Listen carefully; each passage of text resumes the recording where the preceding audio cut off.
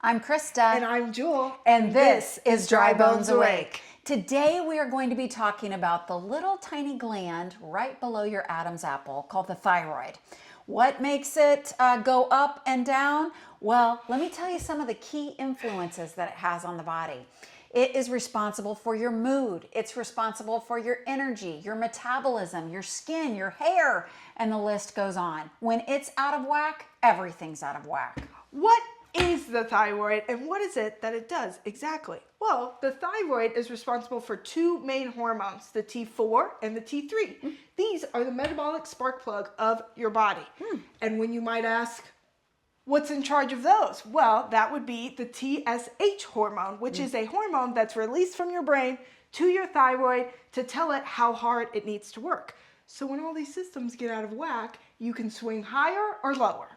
Okay, so next we need to talk about hypothyroidism versus hyperthyroidism, and I will tell you this. Hypothyroid means that your thyroid is moving too slowly, and I have actually experienced this before in different times of my life, primarily around hormone changes, both with pregnancy, breastfeeding, and even probably just a little bit of perimenopause. So anyway, the hypothyroid symptoms of that would be that you are fatigued, you're cold, you are out of energy. I already said that part. Your digestion is slower. You notice weight not coming off, maybe even a weight gain very easily.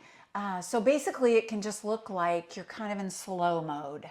Okay, so what is hyperthyroid? Well, this can feel a little bit like a caffeine overdose. If you have a crazy amount of anxiety, if you feel a rapid heartbeat, if you feel like you've got some tremors, you're a little shaky, and if you feel like your periods are a little bit lighter, which when you have hypo, they're a little bit longer, a little bit heavier. If you feel like your periods are a little bit lighter and a little bit shorter, that can indicate hyperthyroidism. One of the things I thought was interesting with this is you can almost feel like you are having hot flashes because your body is having a problem adjusting to heat. So if you feel like, oh my goodness, I'm heating up, why would I be heating up right now? That could be an indication of something going wacky with your thyroid. Here are some of the reasons that can cause your thyroid to function poorly.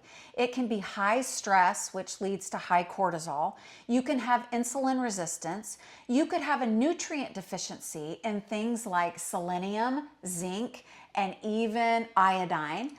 You could have a gut imbalance. There could also be poor timing to when you drink caffeine or alcohol. So we're going to share with you guys a recipe that can help with all of these things, and it's very high protein and very low carb, if that's something you're interested in. Let's go. Let's go. Okay, so today we are going to be making cabbage wrapped dumplings, which this is just as yummy as it sounds. It's pretty much a dumpling that's wrapped with cabbage instead of your stereotypical flour wrapper. So what we have here today is we have carrots, cabbage, ginger, garlic, egg, green onions, chicken tenders, and coconut aminos, sesame seed oil, and then a little gluten-free teriyaki sauce for our dipping sauce. So we're gonna put all this together. I'm gonna explain to you guys how we prepare everything, and then we're gonna get to cooking. Okay, and I will say really quickly that I noticed a few things that could help with the nutrient deficiency that leads to some thyroids going slow. You got the egg, which is full of selenium, and that is so good for our brain, producing the TSH hormone. And then you also have antioxidants here. And if you wanted to trade out shrimp for chicken, you would be adding zinc to the mix, iodine and zinc to the mix, which would be awesome. And you're going to prepare the shrimp the exact same way that you will prepare the chicken. So it should be an easy switch if that is something you want. Great. Okay, so first thing we're going to do is we're going to prepare our chicken. Now, with cooking chicken, this is something that I have learned from watching other cooking videos.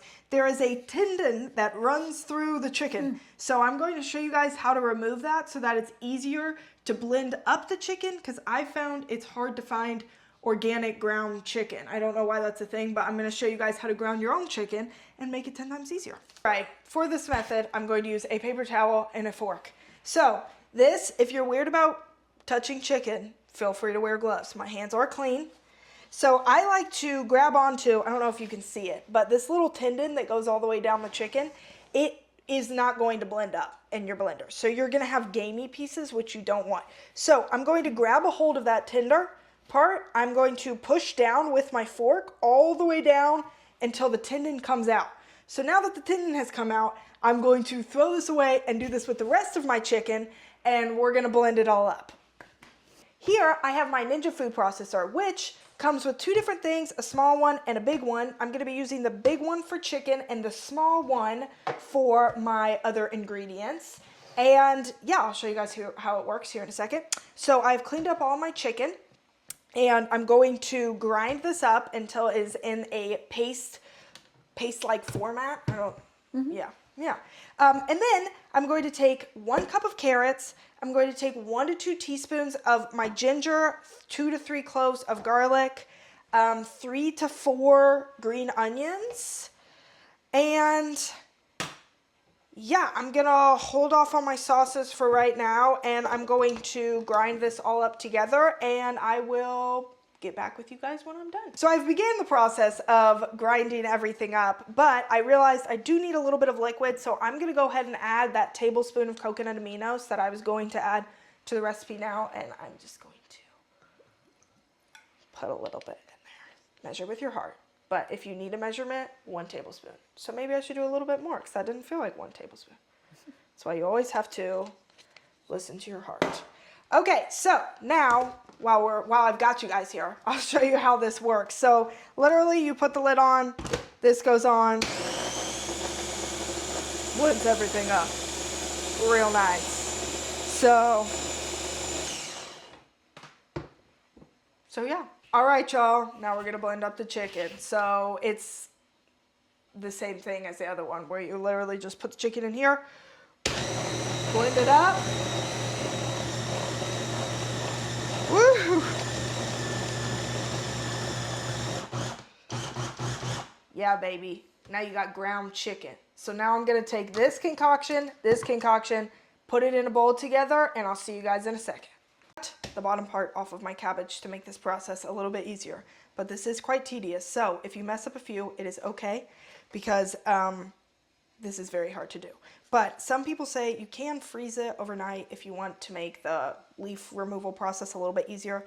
I, however, like the texture better when I just blanch it for 3 to 4 minutes in a pot of boiling water. So what you're going to want to do is you're going to very carefully, don't rip it like I just did, and it's okay if there's some rippage, you can still put stuff in. That's why we put the egg in there.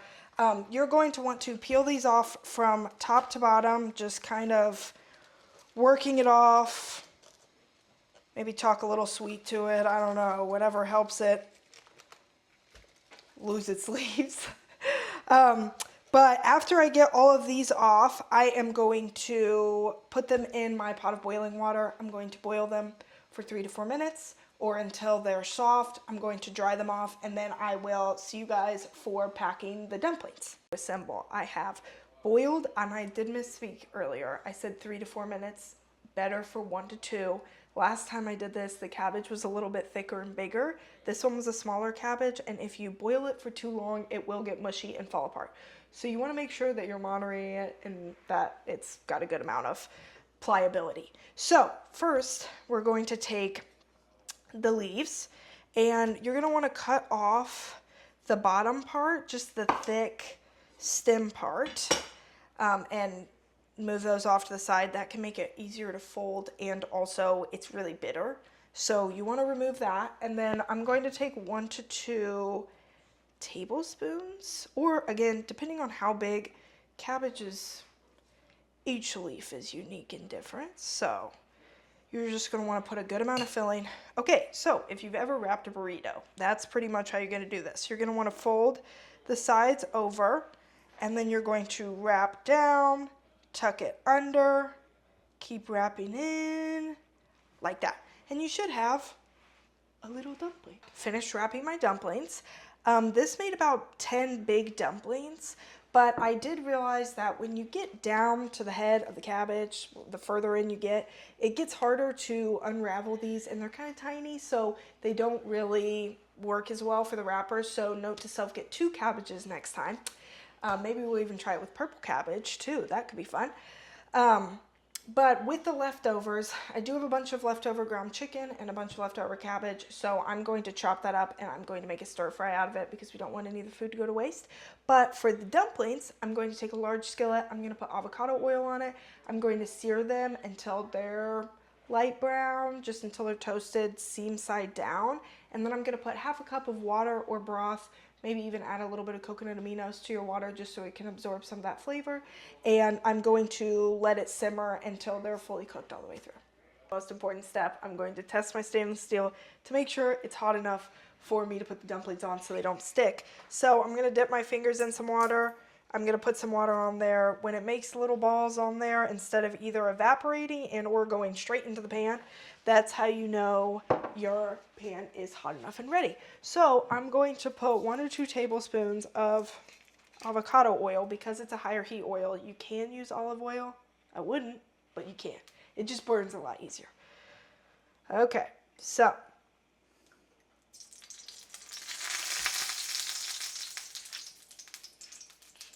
don't be alarmed.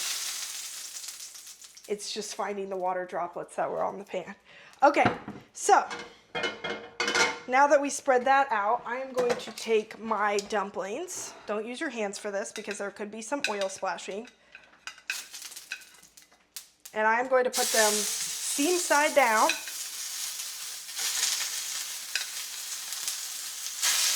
Oh, going crazy, y'all.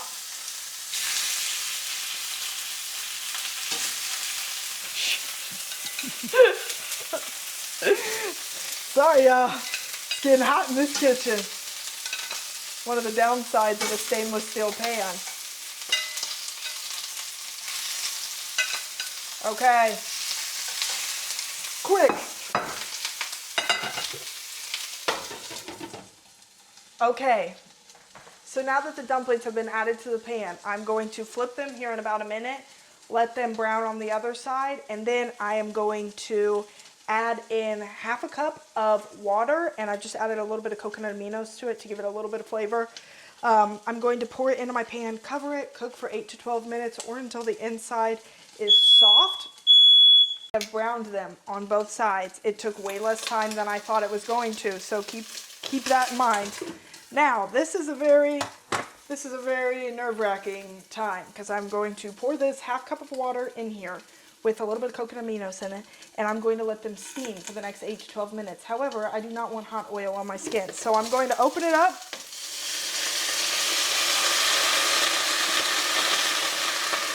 and lid right back on. Okay, here are our finished dumplings. I am going to dip these in some gluten-free teriyaki sauce. You can also make your own sauce with coconut aminos, seasonings, garlic, the extra green onions that you have. You can even throw a little peanut butter in it if you're feeling fancy and want a little bit more of a Thai fusion type of vibe.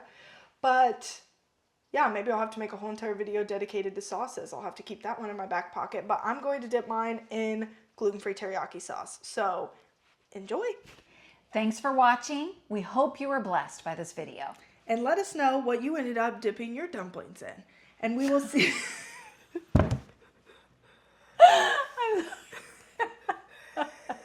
Thanks for liking and subscribing. We'll see you guys next time. Bye. Bye.